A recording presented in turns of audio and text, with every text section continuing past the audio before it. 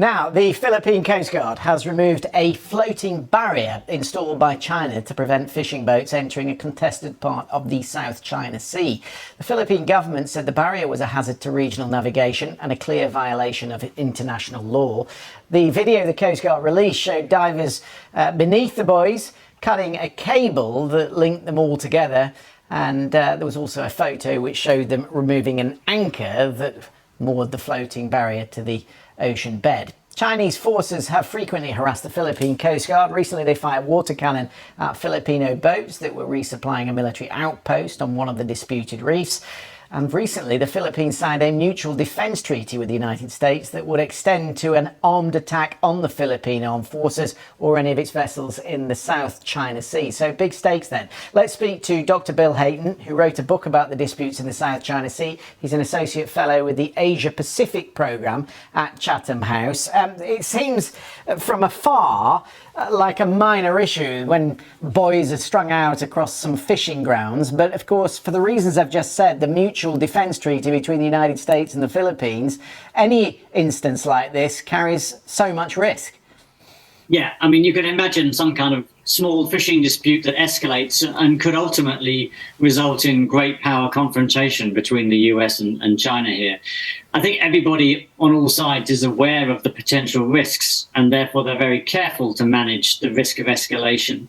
But it's interesting to see the Philippines, I think knowing that they have the support of the United States here, being much more forward in tackling what China's been doing around this place called the Scarborough Shoal. Oh, that's interesting. So you think, Bill, that they're more robust because of the mutual defence treaty that they now hold?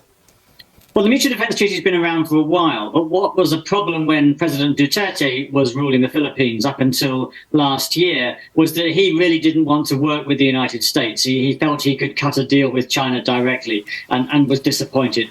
But with the new president, Mr. Marcos Jr., he sees much more eye to eye with the US. And there's plenty of evidence that the Philippine side and the US are working quite carefully together. I think coordinating their actions. We've seen, say, for example, American surveillance planes flying overhead during some of these confrontations between the Philippines and China. And I think a lot of help, I think, possibly sort of in the back room with sort of diplomatic support and that kind of thing. And I think that's given the Philippines the courage to be a bit more confrontational with China.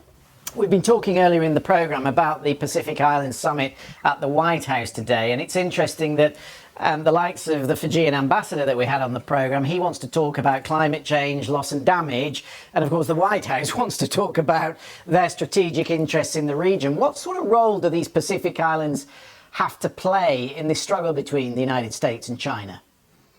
Well, I think all of these countries, whether they're Pacific Islands or they're Southeast Asian countries like the Philippines, they want to be taken seriously on their own account. They don't just want to be pawns in a game between the US and China.